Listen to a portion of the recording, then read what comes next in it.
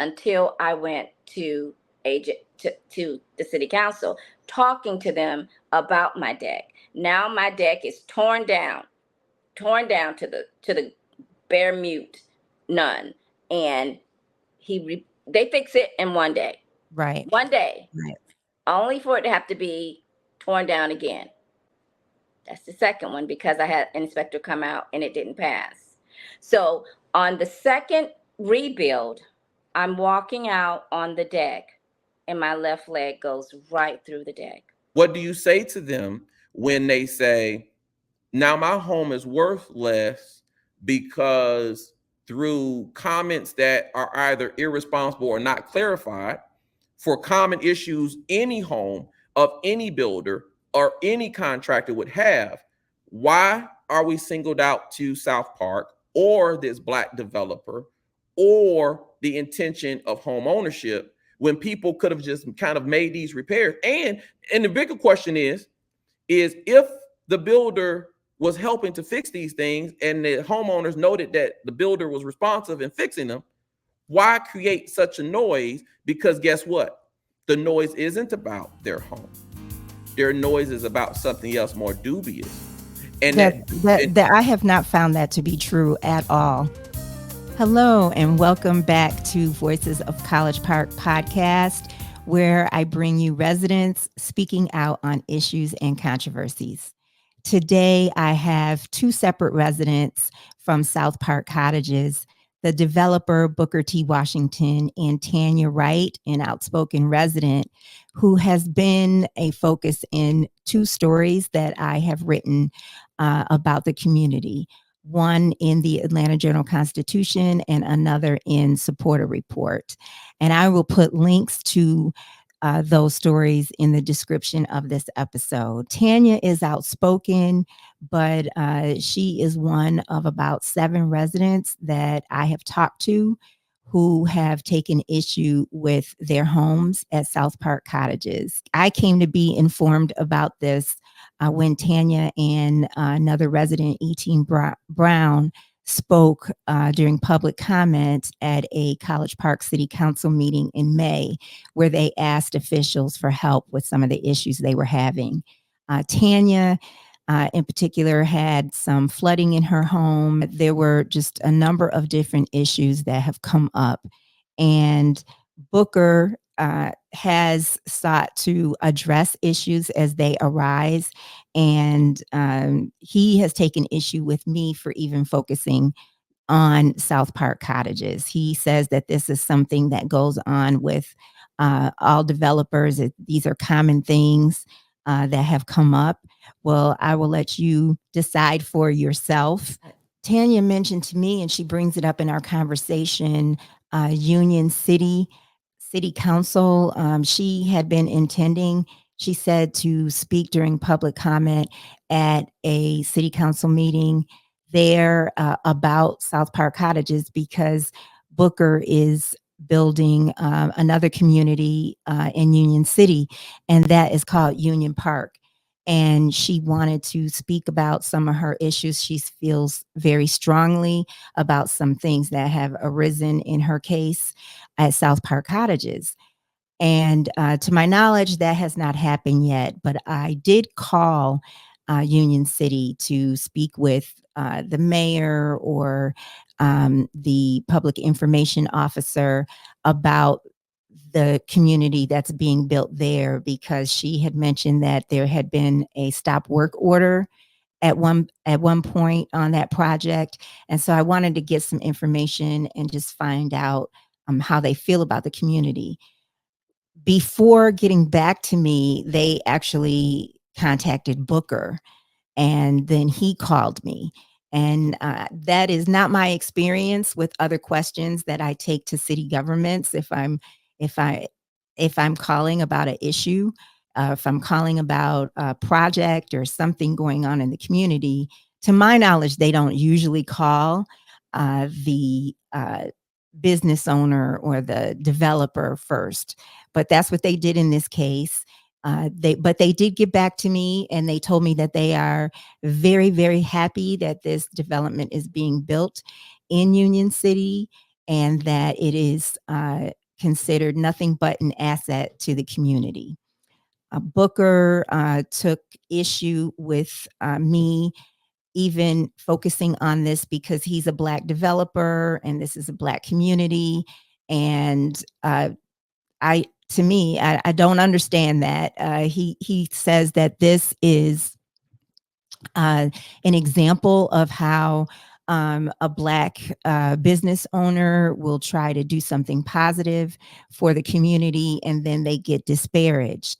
And so I just want to speak on that and to say that because it's a Black community, or it could be any community, if people think that they are being underserved, if they are not being treated fairly, if they need help and they want to speak out, they have a right to speak out.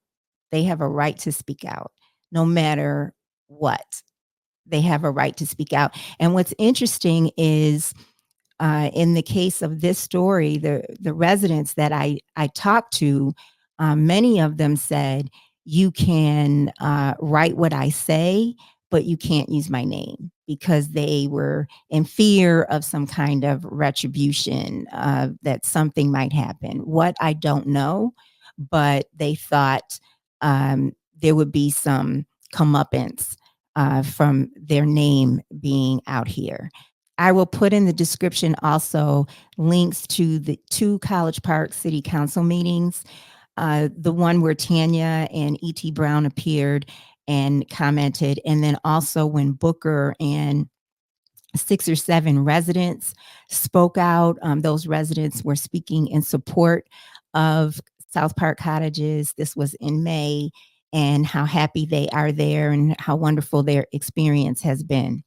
When I first started talking with Booker in May, he offered to send me names of residents that I could talk with for the story that I was writing for the Atlanta Journal-Constitution. He was going to give me names and phone numbers, and that did not happen. And then most recently, for my story with the SaportaReport, he was also going to give me names of people that I could talk to, people in both cases who are happy at South Park Cottages, but he did not provide those names. So all that I have are what he shares in our conversation and the comments that were made in May from residents during the College Park City Council meeting. But now I'm going to bring you 2 voices of College Park, Tanya Wright and then Booker T. Washington. Welcome, Tanya. Hi, Adrianne. Good to see you. Thank you. It's great to see you too. And thank you for being on the Voices of College Park podcast. And I'm excited to be talking to you about your experience in the tiny homes that I call them in College Park, the development on Godby Road. And you had quite an experience that I've written about and has gotten attention. And would you share really from when you discovered uh, this development and that you wanted to live there and how your experience unfolded? I discovered South Park Cottages on social media. The buzz was really high. Everybody was talking about it. So I started following the developer, Booker T. Washington. I came out a few times, but he had a security guard at the gate, so I wasn't able to get in touch with him. But then there was once that I was able to meet up with him, and he had a few units available, so we connected and I started making cash payments on the property. It took us probably about a week to get the contract set up and everything. And And your home wasn't built yet. my home wasn't built yet, but I was under pretense that it was being built. Yeah. So I made monthly installments on that build, and that was in May of 2023. In the process of making those installments, I did receive a call from the developer, and he stated that he noticed that I was making a lot of cash installments, so he would like to make a proposition to offer me a $30,000 discount if I could close in 3 days and pay the remaining cash. So I asked if he could rewrite the contract. He said he would. And so we made it happen. We closed in 3 days and I was able to get the $30,000 discount. At closing, he did say to me he wanted to give, if I could give him 2 weeks. I gave him 3 weeks to put the finishing touches, only for me to come 3 weeks later and notice that there's nothing out here, no build, dirt and studs. And that's where my trouble with him began, because I was under the impression that I would have a home, that I could do an inspection and move in, but there was nothing here. So that was May, as I stated, and here we are in November when I finally get to move in. And I have experienced nothing but trouble. And we are in a totally different year, and we are experiencing continuous trouble out here. So to the point that my neighbor, her home flooded 2 days ago, and they're over there now Oh, pulling up. really? Yes, having to pull up floor, pull off vinyl siding. It's just a mess. But Well, I've had all of. one of the issues that you had was you had some flooding issues or water issues because you had no flashing Water in your home. intrusion because of no flashing. Molded my loft upstairs floors, and downstairs floors were damaged. Um, that wasn't dried, so the mold set in, and that caused even more problems in here. So the floors had to be pulled up, but that was a fight with him because he refused to do it. I literally had to go back and forth with him to even accept accountability. He never accepted accountability for it, but when I went before city council, that pushed him to come in and do some of the work, because now the spotlight is on him. We're still Yes. going through And things. one of the things I want to say, just to offer some balance, is that he will say and has said to me in the past that he's tried to address all of your issues. And I know that you dispute that, but as they arise, he says he's tried to address all of your issues. I will say that, as you know, I've talked to other residents there where their closing date or move-in date was delayed for months. And one person told me she walked away and lost $11,000 that she didn't have to Yeah, lose, that she couldn't afford to exactly. lose. Exactly. And I don't think anyone has that kind of money to lose. And as far as him being quick to assess the problems, that's not true, because we've had problems ever since November of 2023, and we are in 2024. And if the problems were addressed and willing to address them, it doesn't take that long. It really doesn't. And we're still fighting today about issues. The Better Business Bureau reached out to me yesterday because he finally addressed a complaint that was made in May.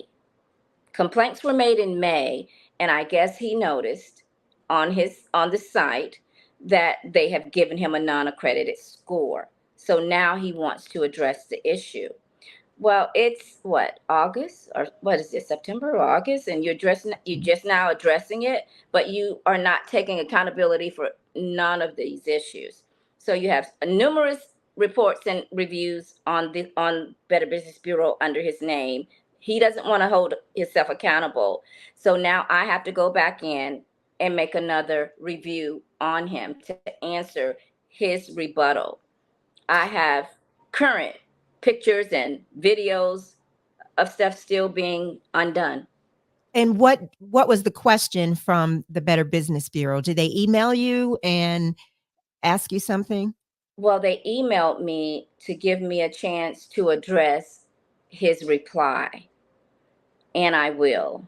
I didn't want to rush to do it because I have so many other things going on, but I have lots of information to support it, so I will. Right. But And would you discuss a little bit the water meter issue? The water meters were broken during the wintertime, right? Am I correct? that's the water. Yes, that's the hot water meters.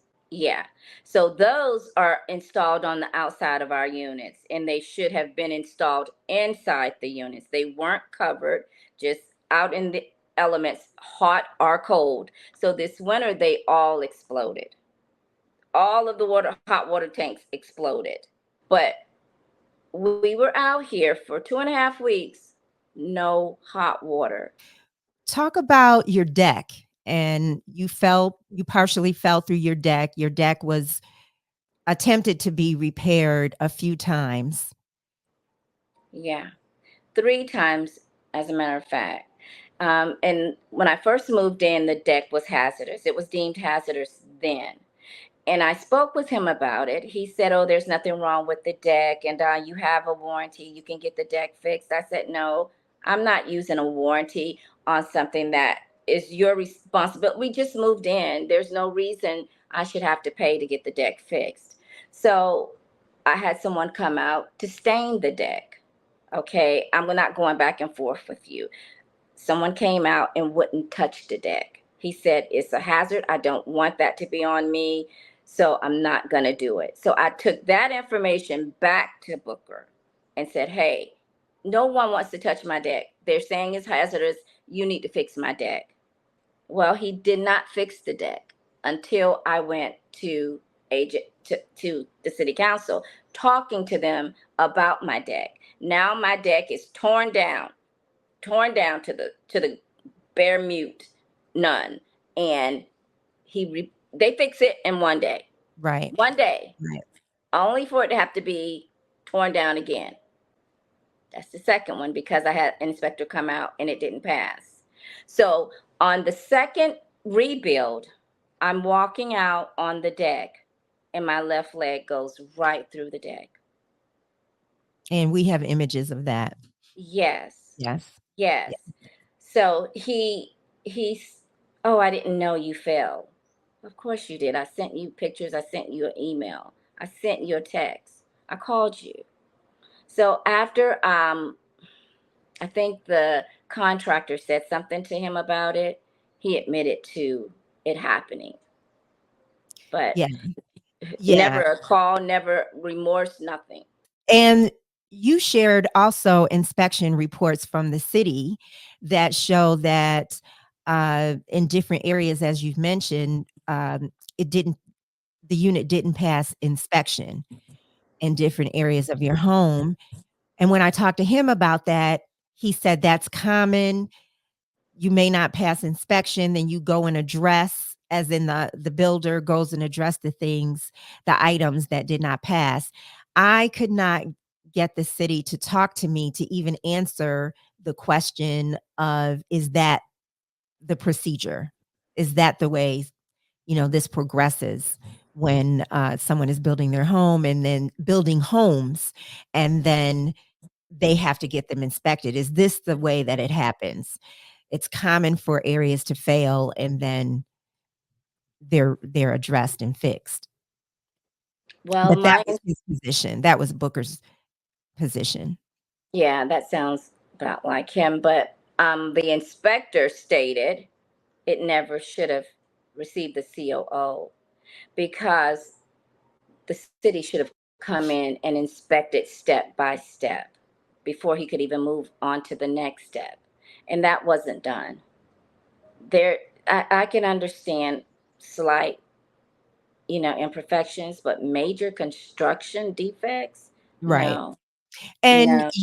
you, as a result of being so upset, you put a sign first on your deck, I believe, or I maybe did. in the window, and then you put it in your car I that did. said, poorly built homes. Beware poorly built. I Right. did. I put it, And I'm sorry. no, you go on. Yeah, I put it on my deck, and I got a notice from him stating that it was against HOA rules. So I did remove it. He stated that I would be fined if I didn't, and I removed it. But a week later, I put it on my car, and I drove around the city just warning people about this community, because he was misrepresenting and still is misrepresenting this community.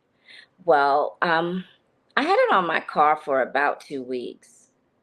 And after that, I got into an argument with one of his workers that approached me about the sign. The same day the young lady approached me about the sign being on my car is when I got hit with a $500 fine.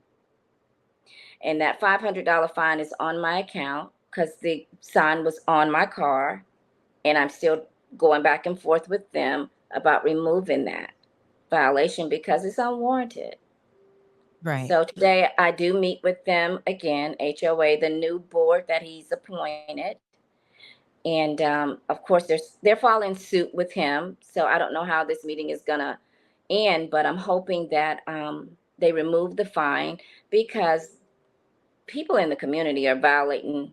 I have information and proof that people are violating, but it's just simple way of living. So it's not like we should be out here hounding people. I understand HOA, but the community is so quaint. There's no reason to harass people about parking and those minor things. But if you're going to violate me for a sign, I think everybody should be held to violations if they're gonna commit a violation. Right. So they did state that they were forgiving everybody's violations, but my violation is still on my account. The Really? $500 is sitting there. Yeah, So, and is the gate fixed? There's a security gate to enter the community. It's at the right, end of the road, and right. you pay HOA dues, and Mhm. it is to go to fix such things. Am I right? You're right. The gate is still broken. The gate will remain open and unaddressed until they determine if they're going to fix it or how they're going to fix it. We have money in our account. I don't know why they're not using it for that, but he also came out 2 weeks ago and individually metered each home. Now, he didn't give us notice that he was going to do this or a meeting to say if that's what we wanted our money to go towards. Only for us to find out after he did it, he billed us. No one came out here and permitted the water meters being dug and placed in the ground. No one inspected them. After the So, fact, so are the other water meters gone now? These new ones replace those, or how does that work? we never had individual meters. Are you speaking on what I was talking about earlier that burst? Yes. Those are hot water tanks for your hot water in Right. the Those were house. small hot water tanks. Correct. Okay. Yes. Okay. And So you what all I'm are on talking one about, water. You all are on one water yeah, line. correct. One water line. So after going to city council and making that known, it didn't look good on him. So, whenever the traction was coming out, people were coming out oohing and on. I can't believe he's done this because this is not what he's saying. This is not how he's marketing the community. Well, we're living it, so we can tell you what's going on. So, like I said, 2 weeks ago, he finally came out with a crew and they just began to dig and lay pipes for water meters, for individual meters. Well, who permitted this? Who's inspecting this? Because you're digging and closing the ground. And we're wondering what's going on because now some of us have flooding coming inside our homes when it rained because you've dug up all this ground. And what were you billed? We haven't been billed. They are putting that on our HOA. He's charging our HOA for that. But that's development cost. And he's putting it off on the HOA. Mhm. So we don't know who are we paying? We haven't received a bill. And it's like, who were we paying before? Because Is we're not this even allowed to, we're asking to see the water bills. We have not seen one water bill. is this addressed during the HOA meetings? Has this Yes, been I brought up? addressed it. I addressed it and was told we don't have to show you every minute bill that you're requesting. Why should we have? Why would we do that? We'll show you the line at the annual meeting. Well, don't they have statements? I would think, but we don't have access to them. That we haven't seen anything, nothing. And what do you pay in HOA? $275 a month, and there's nothing out here. And that was misleading because when we signed contracts to close, we were told the water wouldn't be included in the $200. Okay, okay, that's fine. If that's okay, I'm okay with that. Only to get here and you add another $75 on saying that's for water. That's not what you told us. So you have everyone out here paying a separate fee of $75 for water, and we're sharing 1 meter. And I know that was an issue also because someone might use more water than someone else. Or what if everyone's Yes. using showering all at once or doing laundry all at once? What kind of Right, issues does that cause? right. We can't get any answers from him. We couldn't even get a meeting from him. He never gave us a meeting. So he ditched and dodged us until he just recently, we had our first meeting with the new board last week, and we've been out here ever since 2023. And he billed us all the way back to 2023 and no And meeting. I know that last I checked, there were about 6 or 7 homes that were for sale the last time I checked. What makes you determined to stay there? Or are you planning to leave? Yeah, mine's is for sale, and all 6 homes are still for sale. It's actually 7 now. And the Wow. reason I'm still here right now is because I want every issue fixed. Because if I have to take a loss, I don't want to have to take the loss that he's responsible for. Fix these issues because I know I'm going to have to take a loss, but I don't want to have to take money off the table because of construction, you know, issues. That Right, part he should fix because right. now the value has already plummeted and we're responsible for paying the taxes. They're not going to erase the taxes. And the tax bills was coming out here like in the mid 3000s.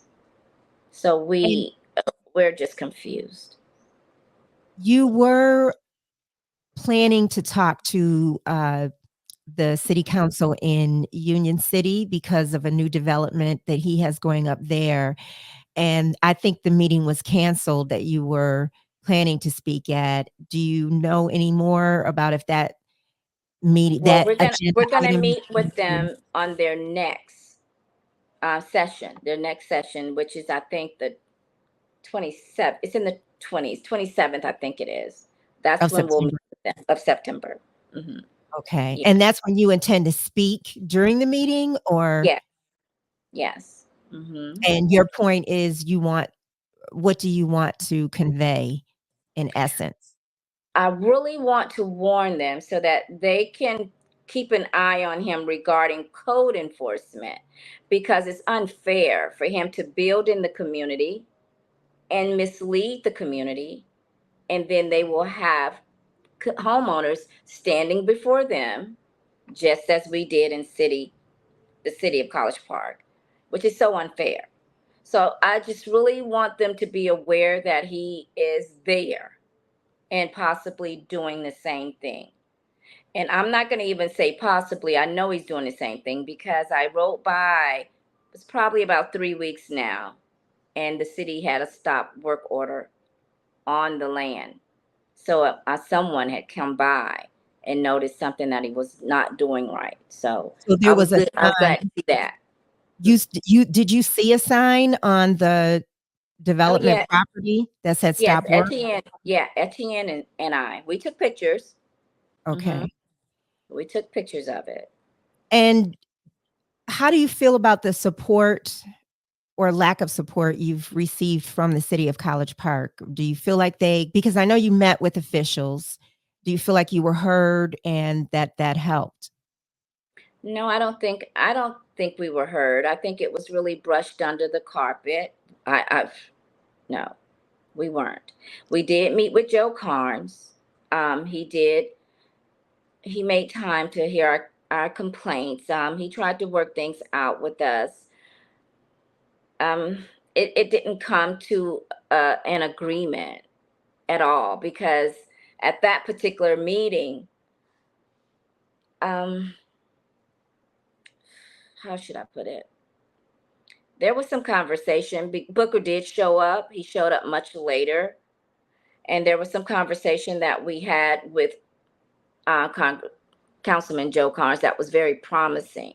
But once Booker came in the room, the energy changed. I don't think anything was solved at all, because after that meeting, Booker took an entourage of homeowners with him back to city council to try to combat what we stated.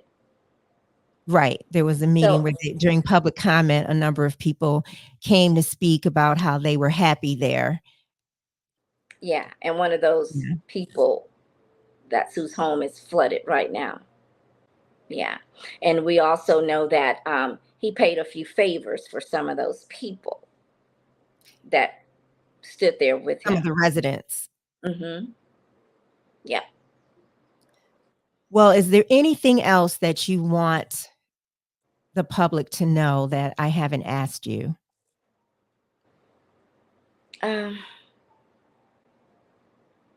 We are just still out here fighting.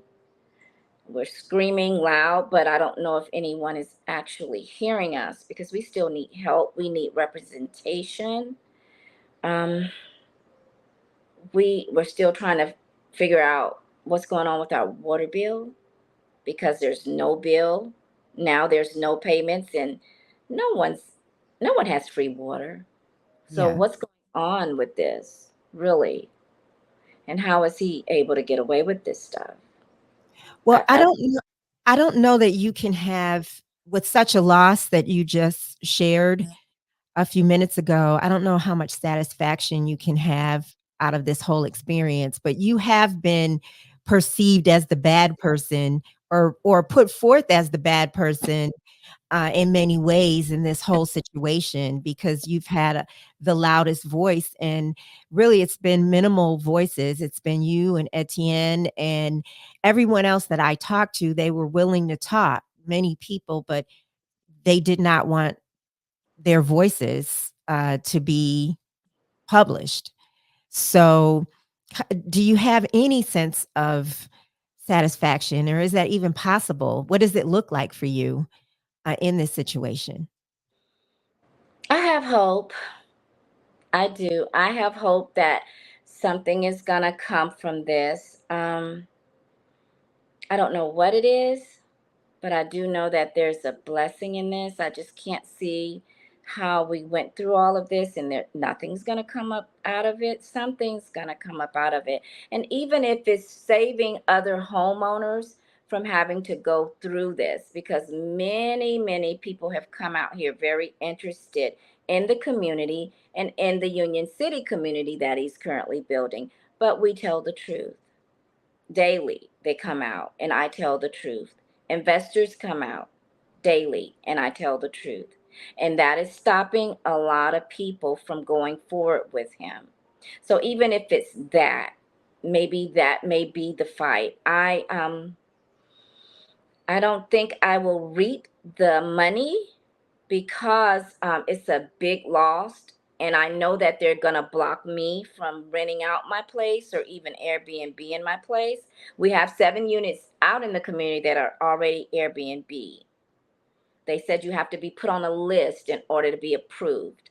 Well, we have 3 people on the list, and those 3 people are on the board. So how could you want to rent your place out or Airbnb your place out and say that you're the board members? That doesn't sound right. Right. So I think they're just blocking the other homeowners from being able to apply. And one of those homeowners is one of the young ladies that spoke at city council. But she gave her time over to me. So they have sent her a letter saying there's no space for her to even apply. I don't know. It feels like we're in the Twilight Zone out here, really. Really. It's a beautiful community, but It is. Aesthetically, it's beautiful. And then when you go deeper, it's bizarre. It's bizarre. with a Yeah. lot of problems. Yeah. Yeah. Well, thank you so much, Mhm. Tanya. I really appreciate you being you and sharing your story. Thank you, Adrianne. Thank you for having me. Let's start with you sharing how you came to develop South Park Cottages and Yeah. what inspired you and drew you to this project. Yeah, absolutely. So, what inspired me to develop and envision South Park Cottages and a dense community of small homes is because as a child, I grew up in that community. All right. So, Old National Highway, Godby Road, Welcome All Park. I was a child that was on a bicycle at those corners at that McDonald's.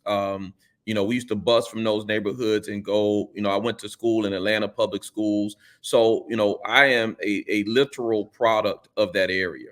But as I grew up, I stayed in apartments. That's all College Park provided back then, were apartments. The other side of College Park, more Main Street or historic College Park, as we call it now, was non-existent. I mean, we only knew that part of town because the MARTA station was over there. But for most of us, where Woodward Academy schools would be in that, we just had zero clue that was a life for us. So in growing up in apartments, all we knew were you moved from one place to another every 12 months. You lived in a small box, and that was home. We knew nothing about home ownership. We knew nothing about how to get to home ownership. Our parent, a single mother of three, was a working parent. Worked all the time, provided best income as possible, and all we saw was a person get up literally every morning, come in late every day, and still couldn't pay the bills. As early as 14 years old, we got jobs. I have two siblings, an older brother, older sister, and us as boys, we got jobs as early as 14 and 15 to go work to help our mother pay rent at 14 and 15 years old. So, as I grew up as an adult, and my mother, who passed away 12 years ago, that had a negative $150 in the bank account, lived an entire life, worked every day, and provided a lot of value to a lot of people. And that's what you left. You left a negative $150 in the bank account, and that's what sparked me to start thinking about what I need to do for my child, and for showing people in these urban communities that home ownership matters, and that you can elevate yourselves if people give you visibility to it. That was the goal. That was the only goal: visibility to what home ownership is. That didn't mean that Booker was going to be your staunch steward of your kind of tutorial or guidance counselor through home ownership. It just meant that my goal as a developer was to give visibility, ownership, and give visibility to the opportunity for people to gain traction. Now, we just did the basic math. That's how we ended up with small homes. People in those urban areas, College Park municipality has over 70% of its population that rent. 30% of the city of College Park are homeowners. That's detrimental to your tax base. That's detrimental to growth of your infrastructure. That's detrimental to your parks, recreations, police officers, firefighters, and teachers, which is why possibly College Park has had so many decades where it's not caught up with developing Old National Highway, with developing that commercial space, with developing the streets and keeping enough police officers, teachers, and firefighters available, so that the reputation of the south part of town or South Fulton or College Park isn't where crime is or where people do those things. It would have been the reputation of a vibrant city that has responsible citizenry that assist in its development. But that's not been the overall reputation of College Park. That's not been the overall reputation of its residents of College Park, which is why I chose that street and why I chose that community. Now, in choosing it, it was a choice of mine. Okay. So me choosing to build there didn't mean that people that didn't like that location or didn't like that community, were forced to move there. We just wanted to provide people at a price point of affordability to the rent they pay. Okay. So we took a small home based upon construction costs that could be constructed that would allow a person in this new economy, which is very high on construction costs, very high on logistics, very high on transportation, very high on interest rates, a home at cost that would give them an average mortgage. And this depends on the person's individual financial situation. But for this conversation, somewhere between $1,500 and $1,700. That is the average rent that they pay. So I just wanted to provide the same size box, basically, but make it communal. So then we connected the community to it. Walking trail, dog park, sustainable initiatives within the community, a vegetable garden, solar lights that would help the community survive the test of time in its planning and infrastructure. So those are the main reasons why I decided to build South Park Cottages. That's the main reason why its location is where it is. That's the main reason why I chose to do it, given my mother's background and my background as a child in that community. And that was my dream and my purpose. Okay. Now, we did not build a rental community. We did not build a subset of homes that are managed by a property manager. We built homes for home ownership. We built a mini subdivision. And so if you look at any subdivision in the United States of America or any home product that's been built for any homeowner type, we, of course, followed those same decorums. It just happened to be in a small, dense area, and it just happened to be built by a Black man. And as we continue this conversation, of course, that is where I think a lot of the things have broken down for South Park Cottages, unfortunately, because of what I just explained, not necessarily what the product is. Yes, and so some of the folks that I've talked to, and before I even get to that, there were a number of people who spoke at a city council meeting a few months back, maybe in the spring, and they were saying how happy they are with their purchase and that this development was built. I had also I didn't talk to those folks, they made comment. I have talked to some folks who have been unhappy, and some of their issues started with the process in terms of before they even moved in, the date that they were supposed to move in, the home wasn't ready for several months, and so their move-in date was put off.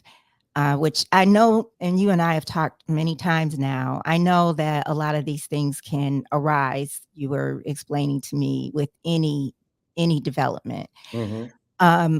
But they also talked about they expected a better quality of home. And there were things that they thought were not great quality. A number of people, this may not seem like anything, but a number of people talked about how they couldn't get in their house because of the locks on their doors or the doors didn't work. They talked about air conditioning not working, being effective enough in the summer, and the heat not being effective enough in the winter. I wrote about previously the tankless water heaters bursting. Everything they said when they talked to you, you did try to address. So that is something that, I want to make clear. They said that you tried to address, but they in some cases wanted to get their own person because they just were not comfortable with the quality to begin with. As you know, one of the residents, her leg fell through the deck. The deck had to be worked on a few times. And then, folks were talking. One person told me that she walked away. She was so unhappy. This was not her first home purchased, and she had to walk away and give up her deposit. And that wasn't something that she could afford to do, but they've just expressed a lot of frustration. One person mentioned that she would just come home to a different, her word, disaster every time she would come home, to the point where she stopped wanting to stay home and she would stay somewhere else. Mm. She did tell me that things are indeed getting better. She definitely said that things are improving. And so those are some of the things that folks have brought up. One person had talked about the foundation of their home. You could see underneath the structure from the outside, like it was raised up in some way. These are some of the things, and I've brought this up to you in the past. Yeah, so let me just start off here, and let me just tell you, just in listening to you the last couple minutes here, that is indicative of actually where we are as an issue. Like, you gave those people, which were several more actually, that came to that podium to speak about their community, than those two people that came up on May 6th. You had 8 people come and provide many comments over several minutes May 21st, but on May 6th, 2 people came, right? So their feedback as far as the things that are great about the community, because all the community is built by the same contractor, okay? So the differentiation in those comments, which are, there's 29 homes, okay? And as I counted, 8 people came up to talk about the positive effects of the community, and then you had a minority of people. But let's go through actually what you stated, because to homeowners who are listening, I talked to about an equal number of people that came up. I yeah, mean, I haven't just talked to the 2 who were in my previous story.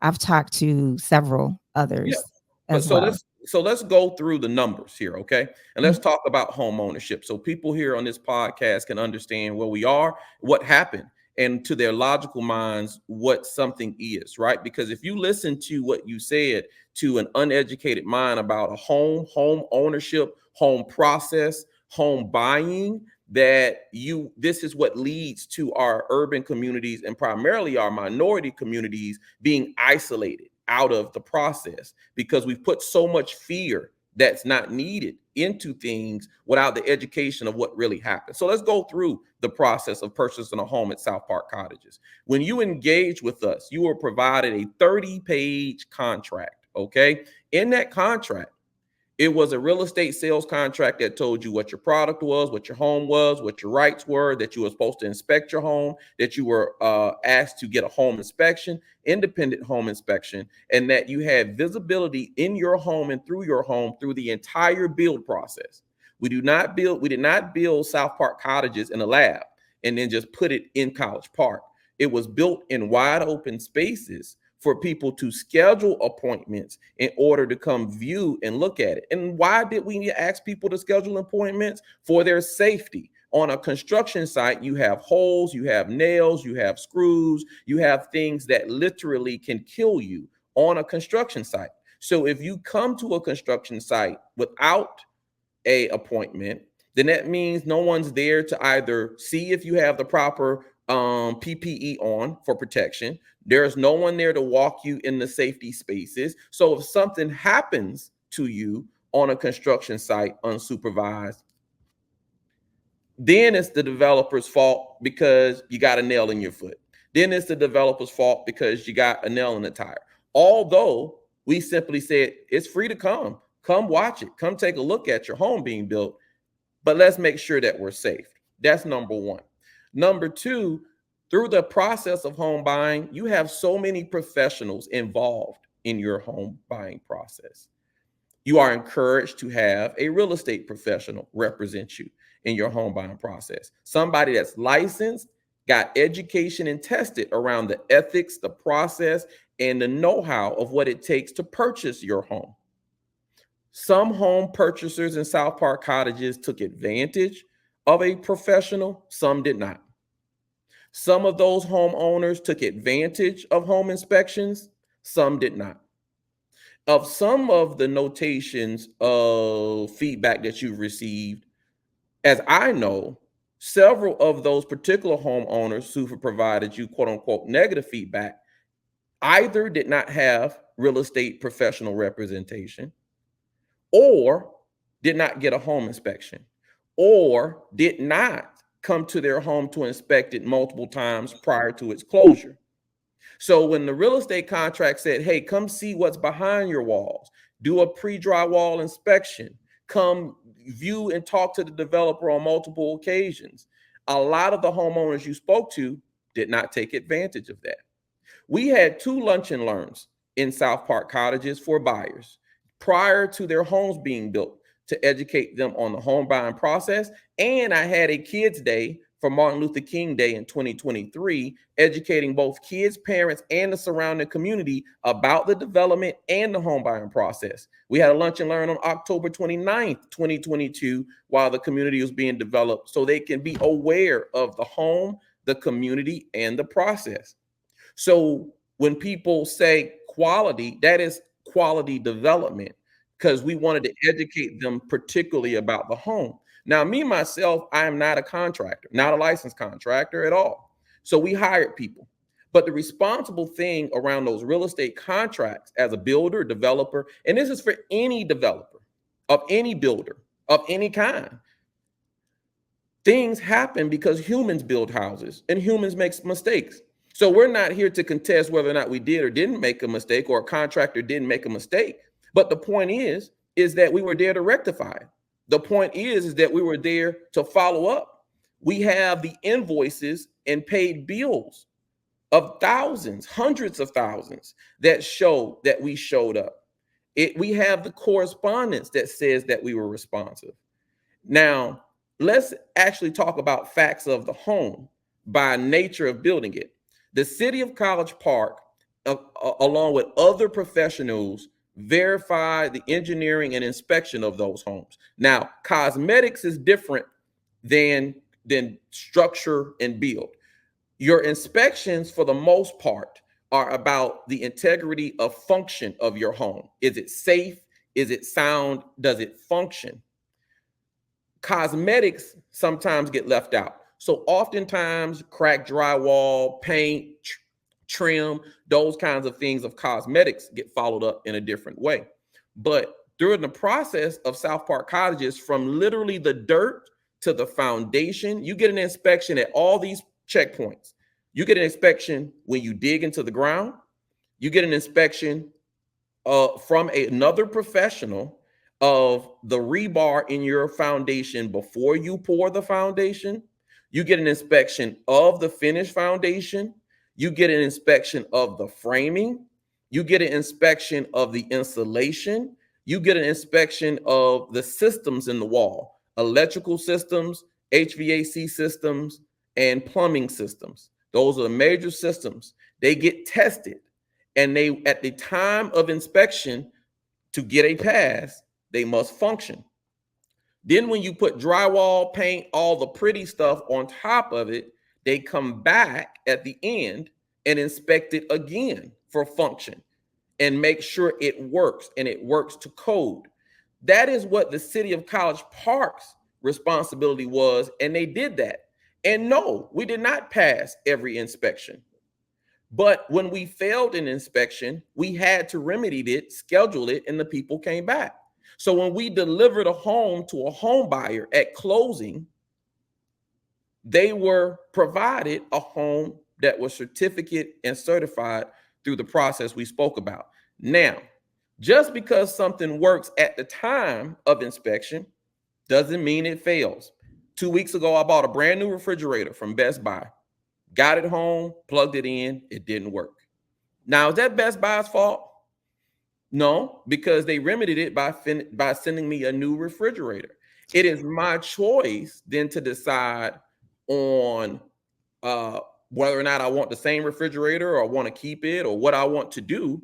But the point is, it is not, they leaned in to provide me the service of warranty. That's what we provided our homeowners, warranty.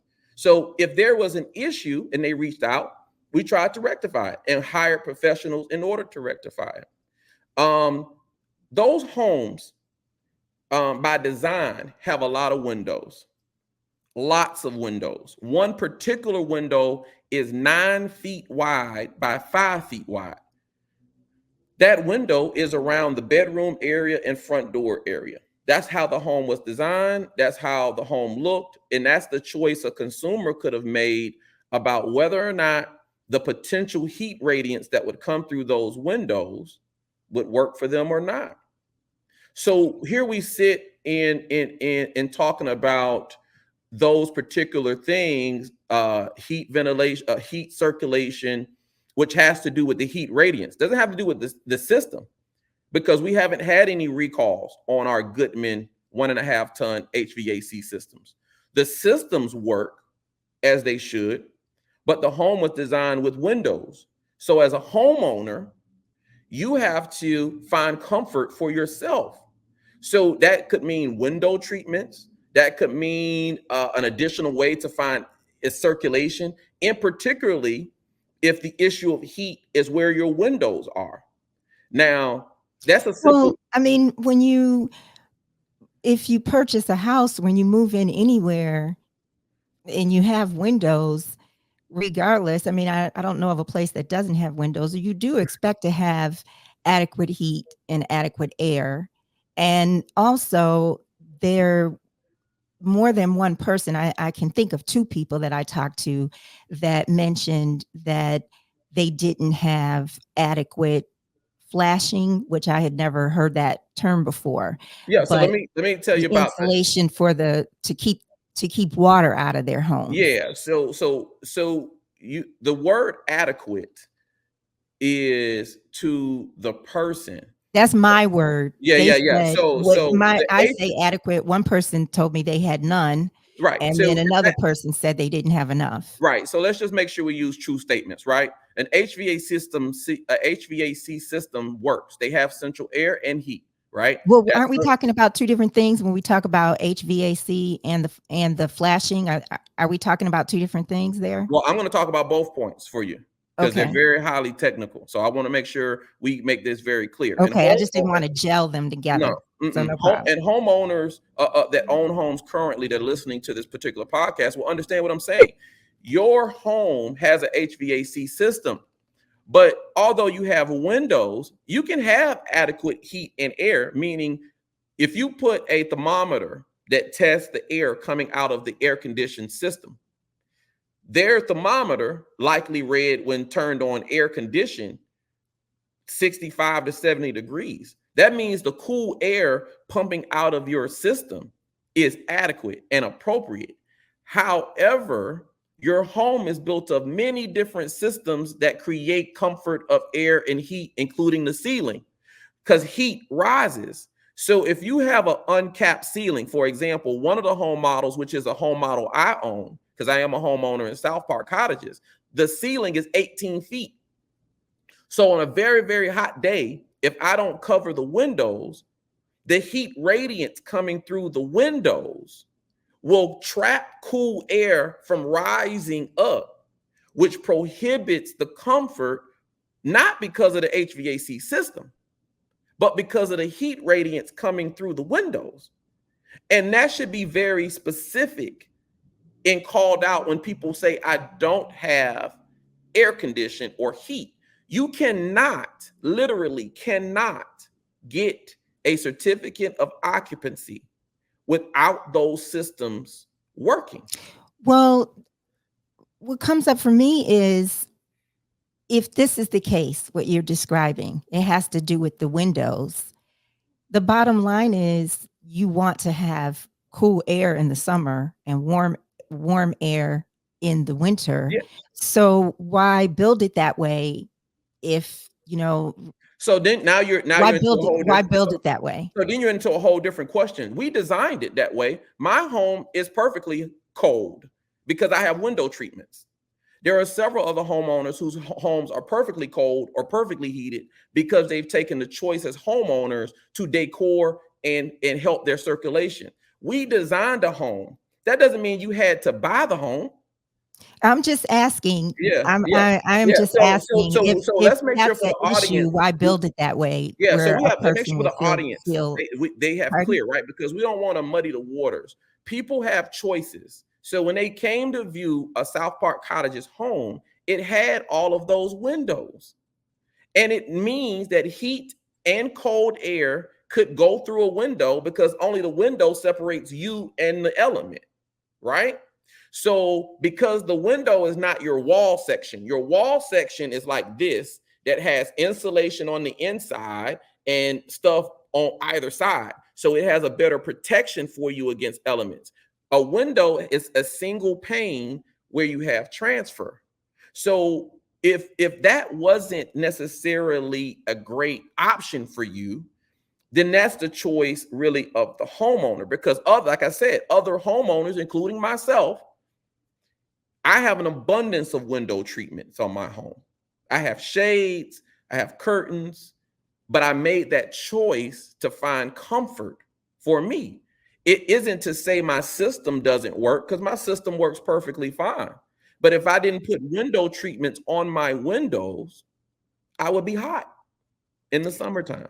So, speak about the insulation to prevent water from coming in, because I So in did a talk. building system, yeah, in a building system, eh, in a building system, you have within a deck or what we call areas where in a trimming you do flashing. That's what that's called.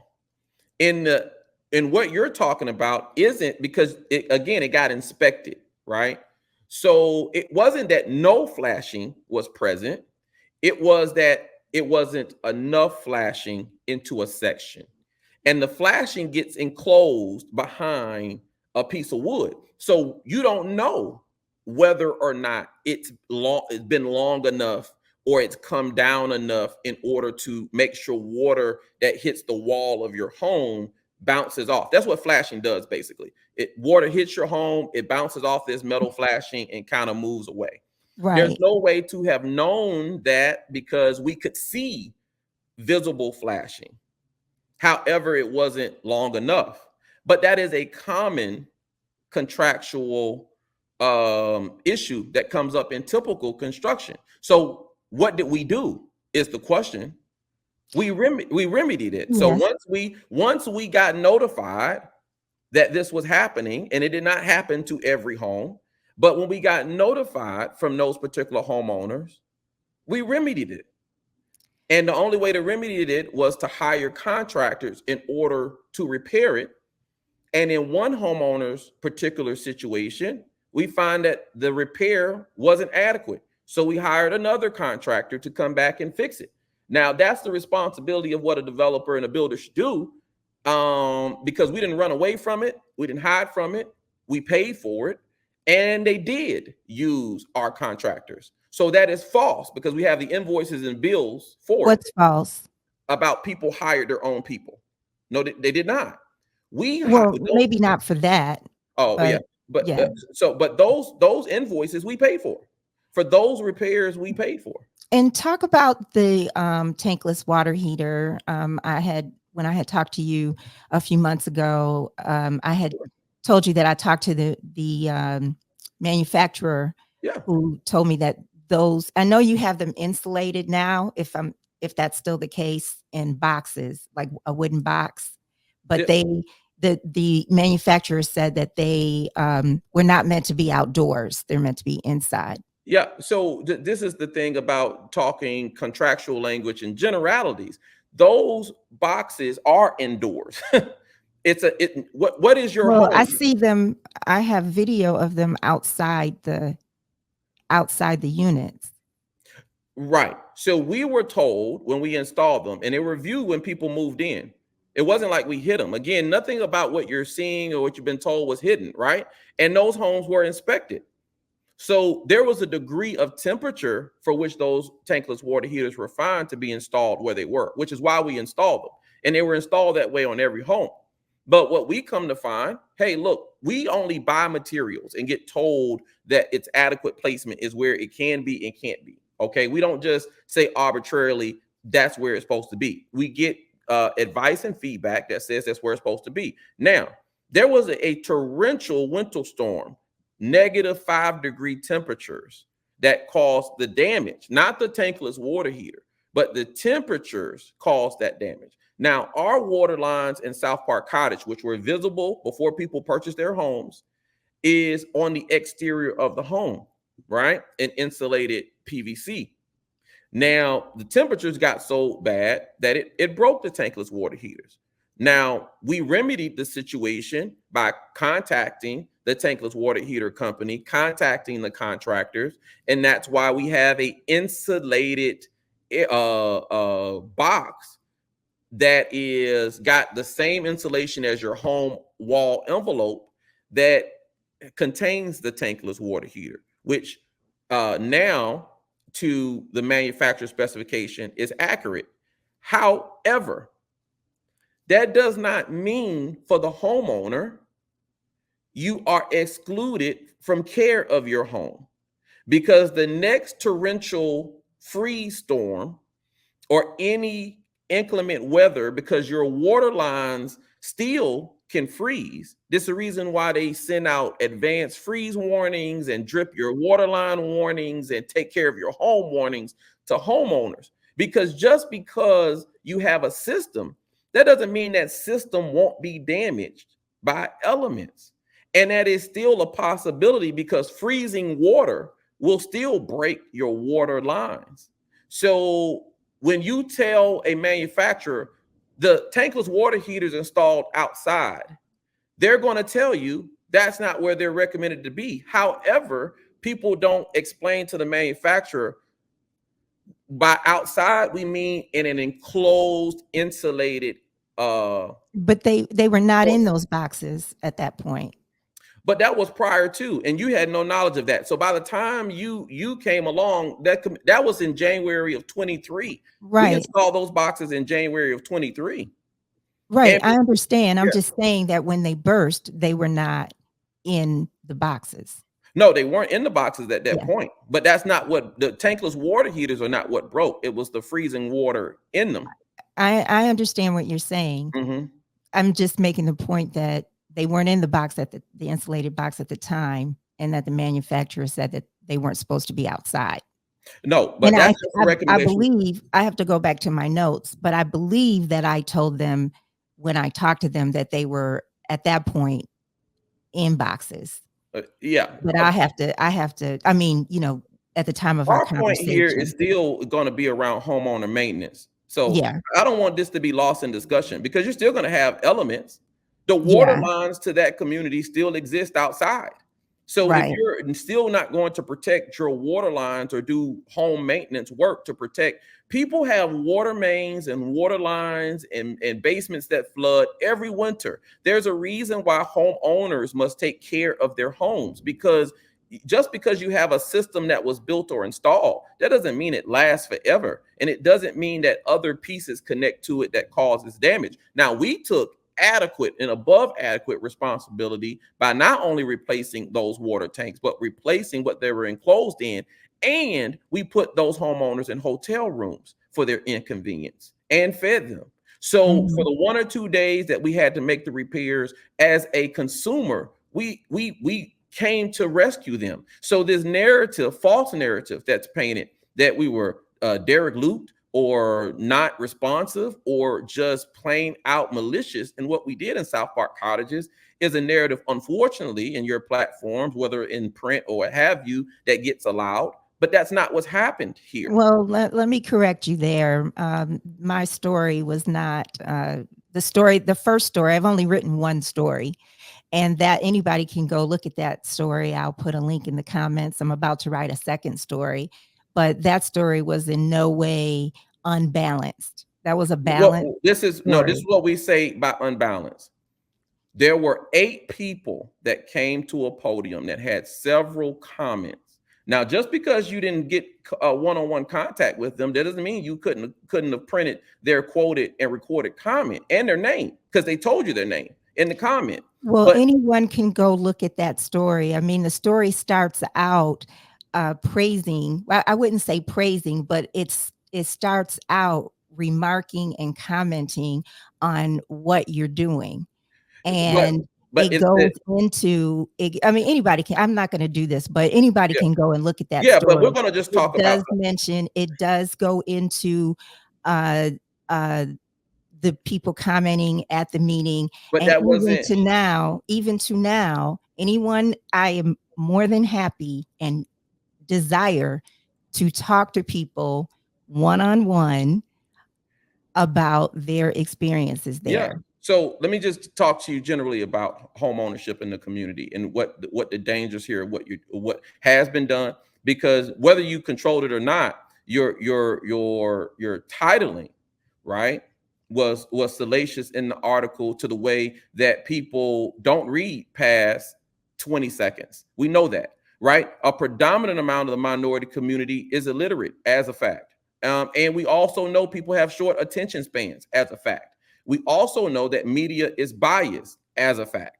We know that a lot of institutions to minority and urban communities are biased. We can go back to Wells Fargo and their business bank handlings and mortgages and redlining and everything in between for urban minority communities. So when we talk about things, we have to be more matter of fact, because when you say what the developer did or didn't do, or, hey, lead with this particular piece, you could just say, hey, there are some concerns. But from a quality perspective, the products that we got from our manufacturer are leading products in their fields, whether it's Ream or EcoSmart or James Hardy or LifeProof flooring. The materials and for which we used are of the highest quality. Now, we as a warranty service, and this is common for all builders, right? So my question is, when we talk about these things, why are we so subject and targeted on South Park Cottages, which these particular things are common by nature when you talk about constructural repairs? There are reasons, D.R. Horton, other builders, Lennar Homes, Toll Brothers, I'm not going to be specific, but if you were to have called those building companies, they have whole departments labeled for repairs. Well, I took an interest in this because I cover College Park and I cover their city government, and two of the residents turned to the city government for help with the problems that they were having. But So, and did, then what answer did you get from the city? that's a good question. That's a good question. So all right. So the answer you would have gotten from the city is that this developer and builder is heavily involved. He has a home in the community. We've duly inspected that community. And I'm saying that we failed passed every inspection, but we took. Now, I did get some responses from the city. I don't Yeah. want you to think I didn't. Yeah. I just don't know how to respond to Yeah. the question. Basically, they would like for the people who have issues and you to be able to remedy the problems And that they're having. we have. So let me give you some of the points of which we have. There's not a homeowner that can say we have not been responsible or sent over contractors to repair any issues. That's what any developer, I'm talking about any, I'm not talking about Booker, I'm not talking about South Park Cottages, I'm talking about, and this is the issue. These are common issues. We repaired those issues. I stand behind the quality of that community. But what we should be bringing up is the education of home ownership, and why purchasing a home shouldn't just be on narrative. It should be on your education and purpose to know what you're buying and what your responsibilities are of what you're buying. And that what you say and what you do has a detrimental effect on your long-term value. So let's get into value, okay? When we build these communities, one of the main reasons I built it, if you remember, is to bring long-term financial benefit to the people of the communities that we build. Now, I'm not responsible for their care, their long-term care of their homes and their community, because that's up to them and their HOAs and themselves as homeowners. But that's my wish. However, with the created platform and stuff that you provide through these mechanisms, those voices, those concerns are prohibiting other homeowners who don't have this opinion or prevailing opinion to get value for their home. And my question would be, what do you say to them? What do you What- what do you say to them when they say, now my home is worth less because through comments that are either irresponsible or not clarified for common issues any home of any builder or any contractor would have, why are we singled out to South Park or this Black developer or the intention of home ownership when people could have just kind of made these repairs? And the bigger question is if the builder was helping to fix these things and the homeowners noted that the builder was responsive in fixing them, why create such a noise? Because guess what? The noise isn't about their home. Their noise is about something else more dubious. And that I have not found that to be true at all. well, I have an actual fact for you, because Okay. it's not about their home. If they go to other municipalities and other communities, right, that has nothing to do with their home or their repair. But if you go to another municipality or another community to stop, or you intentionally tell people that visit the community you live in not to purchase there, or that the homes are not worth anything and damage my ability as a homeowner that doesn't agree with you, that is dubious.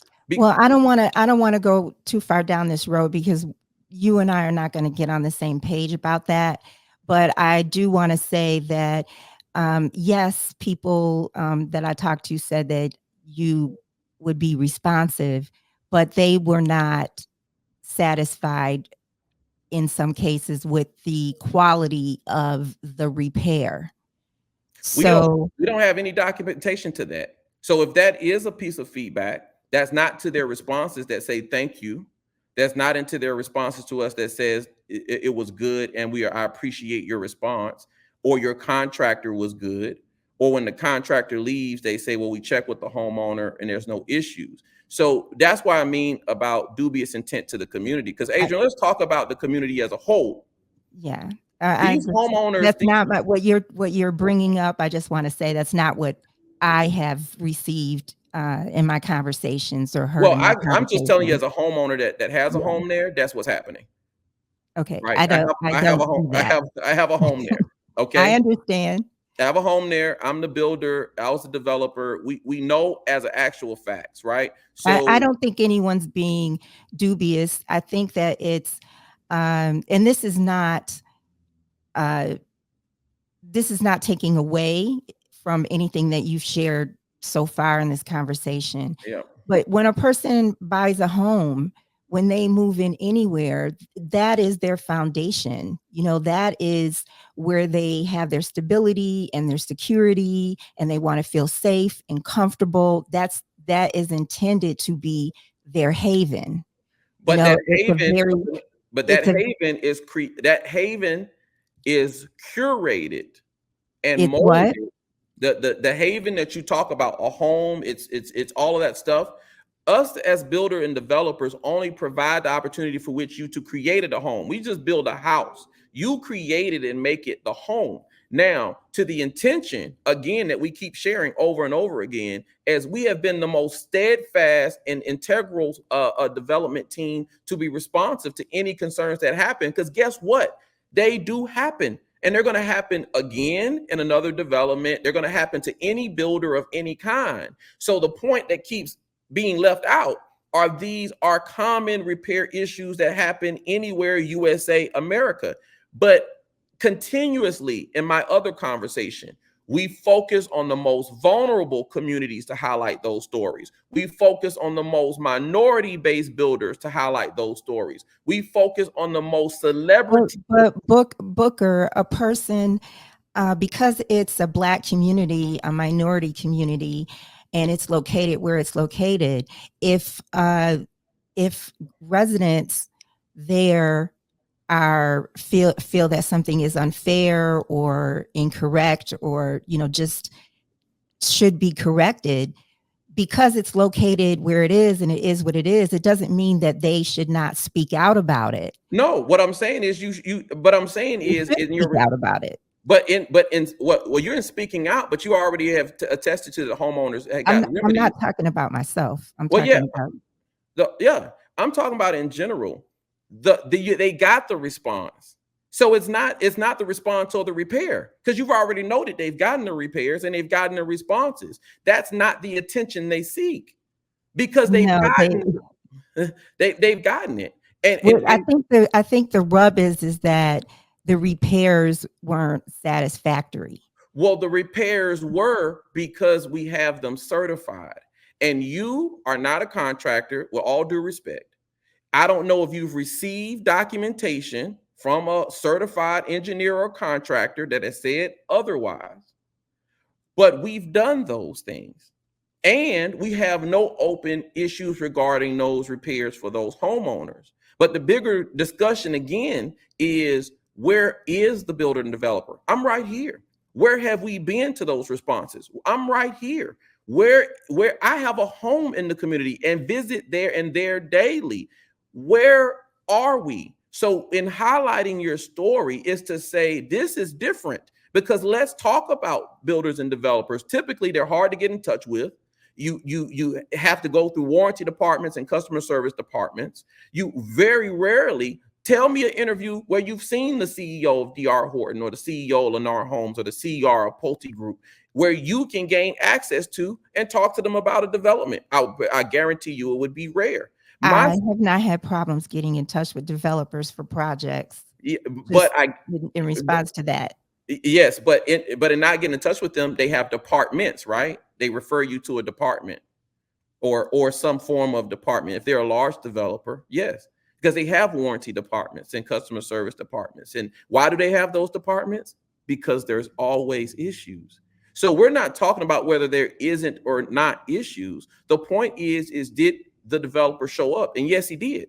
And the other point is because, yes, you cover South Fulton, and you said you wanted to highlight this because you were looking at a city of College Park a conversation. But I would say, in contesting, there are development and constructional issues all around the city of Atlanta.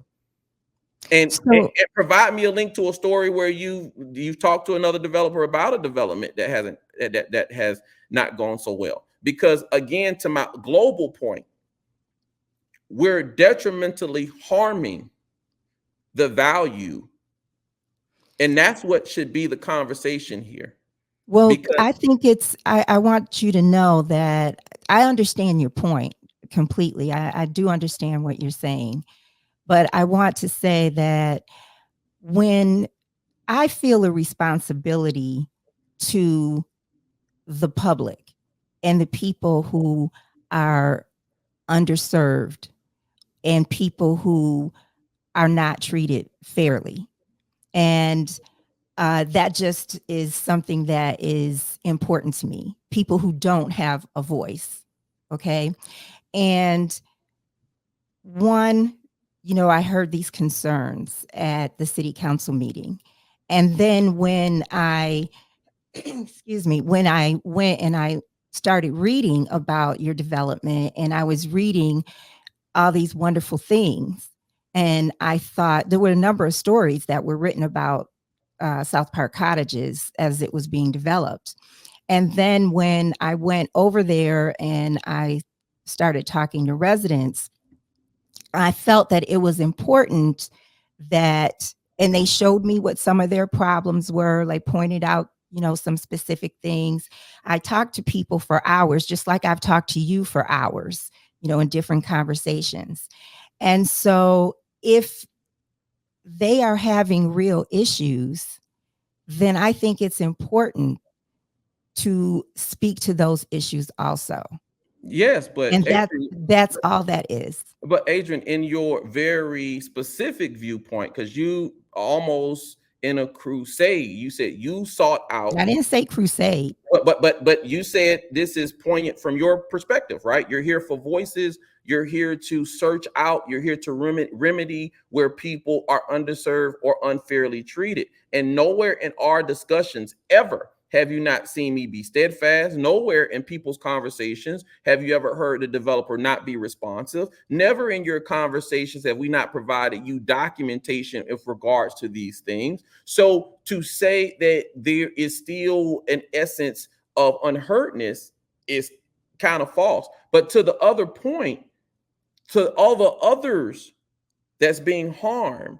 I didn't say anything that was false. But I'm saying to the others that's being harmed. I'm not saying what you said. I'm just saying what the people feedback you were given. Because the people's feedback given to you without verification of a clarification, you're just portraying that quote, but you don't know if that quote's valid or not. That's not true. I mean, but Okay. Right, unless you haven't provided me any, right? So if it's about fairness, you would have said, "Hey, Booker, I have a verification of the validation of that quote." Well, I did tell you that I have. Adrianne, no, I said provide me the documentation, not tell me. Fine. That's a fair point. That's a fair point.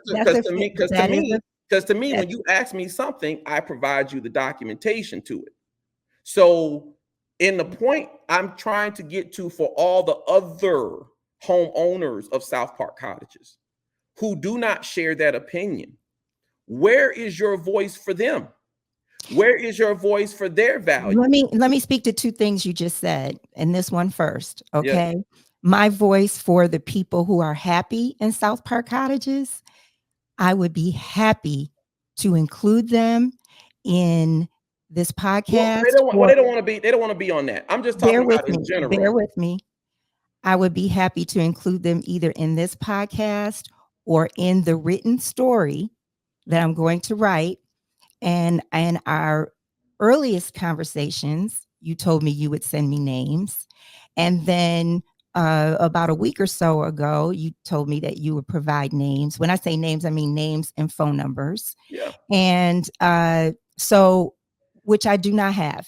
Right. Secondly, so to that point, hold up, let me clarify it because you said the statement. They don't want to be involved with you or the podcast. Then they can't, then all I can do is refer to what you tell me and also to the council meeting. Right. But that's all that I can do. The council meeting was very much poignant. I thought their comments were very, and you've yet to quote their comments. So you just said I will do that. You've yet, yeah. I mean, because I may not have quoted a comment, but I did mention I mentioned one particular person and why she said she was happy there. I believe she was a single mom. She was making a specific point, and I may not have put her in quotes in the story, but I definitely noted and referred to her, as well as the number of people who commented. And also, as far as documentation, I will think about sending you the documentation that I've received. I'll check with the people who sent them to me. But yes, they had inspections done, and their inspectors found problems. So let's pause right there, because to your audience, they don't know what you're talking about. They had home inspections done. Let's explain those home inspections for the audience. Wait, okay, fine, no problem. Because I was the person they sent them to, right? So let me explain what they were, because I'm the professional development. I don't know how many subdivisions you've built, but I know exactly. Bear with me. Let me just complete the thought, okay? They had inspections done of their home. They received inspection reports. Yep. And they sent them to me. Yes. And so you know what I'm talking about. Yes. Those home inspections are private home inspections paid for by the consumer, which are biased to them. And the qualifications for a private home inspector is a certificate you get online. You don't have to be a licensed contractor. You don't even have to have been in the construction business for any period of time. You only to have worked for a company, go through a database of codes, take some pictures and match them to those codes, and by reference, provide beware or recommendation to the buyer. Now, When do you get those inspections? In a home buying process, which is what the education I'm trying to give to the overall community, is you should be getting home inspections in pre-drywall, during the process of the build of your home if it's a new construction, and definitely before you purchase the home. Some of the homeowners you speak to didn't even get a home inspection when they purchased the home. So there's no way to measure what state the home was in when they purchased it. And further, when you purchase a home and you have repair recommendations, they typically get remedied before you close. So that way, everybody has a great starting point of what we had at deliverance of product versus where we are today. And if you go with home inspections months between and living inhabitants, then you're going to have a variation of those reports. And again, building codes change all the time, and the people looking at those aren't highly qualified individuals. Not saying all, but some of those home inspectors, and they only have a bias to the person that paid them. So for us, the point is, when we receive these home inspections, what do? We responded to them, we repaired them, and we remedied it. And what my overall discussion back to is that we should be providing an environment in all of College Park, including South Park Cottages, because South Park Cottages is just a subset of what I think happens in the entire corridor, which is why I'm building in the entire corridor, is because we continue to lament things that tear down overall value for people in these urban communities. And we scream bloody murder when they can't sell them, when investors come and scoop them up at blighted values, and change the community because we didn't value our communities in a way of reputation and home care. Because make no mistake about it, your home value is not just tied to sticks, bricks, and concrete. It's tied to the reputation of that community and the voices of that community, both heard and unheard. And so what do you tell the single mother who may not want to come to your platforms and talk to you, and all of a sudden with comments that they disagree with and rumors they disagree with, end up getting an appraised value $60,000 below what they purchased the home for? Because the comparable price of sale, no one's purchased in such a long time, because either people have inadvertently told people not to purchase or told them about an overall global view of the community that isn't true. People should stick to their individual experience. Don't say the whole community of South Park has bad quality when it doesn't. Don't say, well, who said that? Well, I have sent you many a statement that is a global statement about South Park. Wait. Are you saying South Park Cottages? South Park Cottages or homes. So when somebody says these homes are of bad quality, or this community yes, is of bad quality, or this developer is unethical, which is a defaming and false statement of this entire development, you are harming everybody. You're saying the person who says it. Yes. And when if you publicize these unverified facts or quotes, it laments the unheard to be harmed. Well, I haven't published anything that is I'm just saying, I'm saying in general for any person, right? Because remember, I'm fighting for value in this entire corridor. The reason I built these homes was because my mom was poor, and people kept redlining and mortgage discrimination and all kinds of other things for which we don't have value. So what I'm talking about isn't just about South Park Cottages, and I stand behind the community. So I'm not here necessarily to fight for the community. But what I'm saying is, in this particular podcast and in these discussions, we have to talk about impact. And we have to talk about it in a way, are we talking about common things? Are we talking about a person being intentionally harmful to these people? Are we talking about a person that's been responsive, stand up, appears when you need me to appear, talk to you when you need me to talk to you, regards to these things? That is what integrity and community looks like. That's what responsibility looks like. And the most irresponsible thing to do is to hop around in different forums, globally talking about experiences that aren't yours, but of others. Well, I don't know. And I want to wrap this up by you talking about Union City or Union Park. But I mean, I haven't just talked to one person.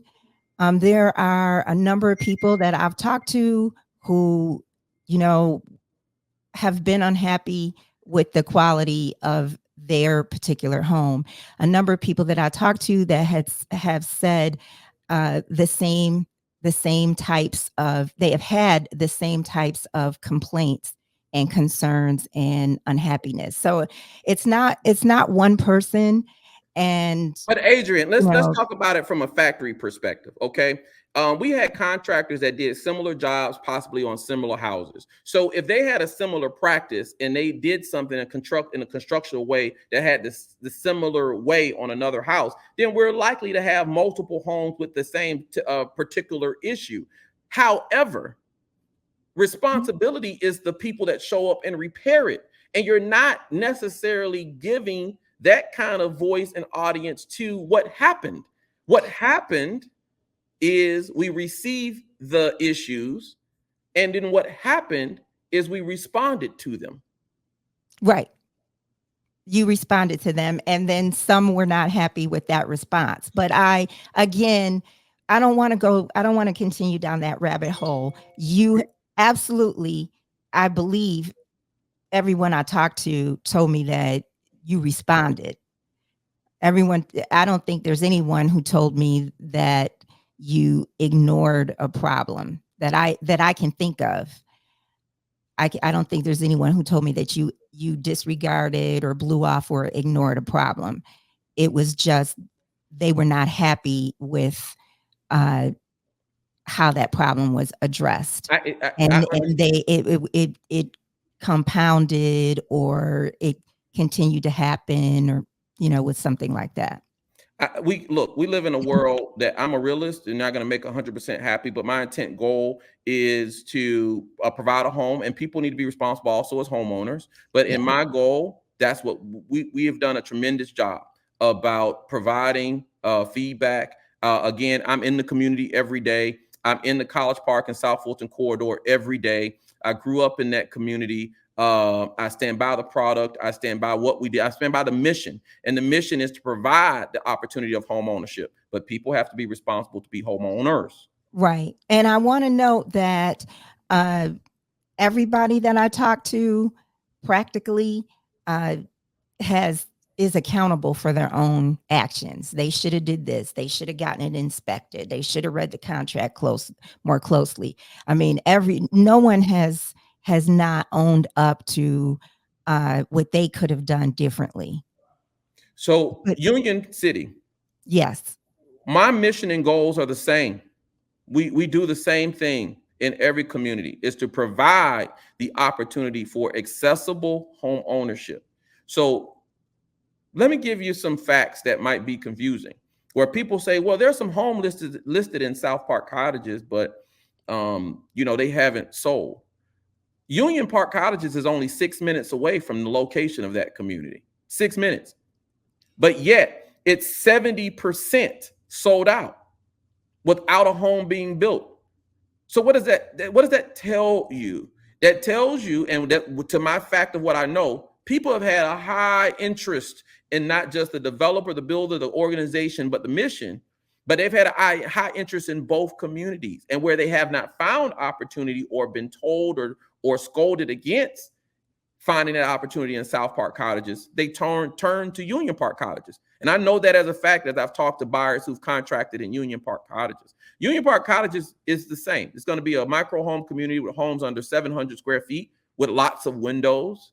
It's going to be a community that's knit, that's tucked, that's tight. It's going to have a home ownership community where everybody is in it together. It's unique. It has its own coffee shop and retail space, which will provide a different component for the homeowners there in Union Park Cottages. But both the community of Union City has well received that community. Both the buyers by putting contracts in have kind of lamented to their aspirations and commitment to purchasing there. And again, we are, probably 30% through the development of that community, but the feedback surrounding it has been very positive. And when will that be complete? Give or take, the weather and all the other components, we aim for it to be spring 2025. But again, that's our goal. We'll see if we reach that goal with everything that happens in this world, in this economy. But that's our scheduled plan, spring 2025. And if people want to go online and they should go to Techie, TECHIE-homes.com, where they can go under Union Park Cottages and find the available units we have left. The unavailable units will be indicated by a red dot that says sold. I think we have maybe 8 homes remaining in that 26 home community. Average price points ranging from $220 to $240. People will find that the designs are fairly similar. And again, the amount of sold or contracted units just speak to where we are in the fight for home ownership. Well, I really, really do appreciate you taking the time. And, every time we talk, I appreciate it. I thank you. Thank you for speaking to all of this. Yeah, no, absolutely. Thank you. Thank you for the opportunity. And again, that's our goals with what we do. And in particularly, I'm a kid from South Fulton, ultimately. And what we envision in doing for the audiences of the South Fulton community and what we plan to continue to do is not saying it will be perfect, but we will have perfect intention to ensure that we have our best efforts to provide, one, the very best product for these home buyers, and 2, to continue just the general voice that home ownership is important. Okay. Thank you, Booker. All right. Thank you. Well, thank you for joining Voices of College Park podcast. Please let me know what you think about this episode and the other episodes that you've listened to. You can reach me by email at amurchison462@gmail.com. That's AMURCHISON462@gmail.com. And I will also place my email in the comments. Until next time, thank you for joining us.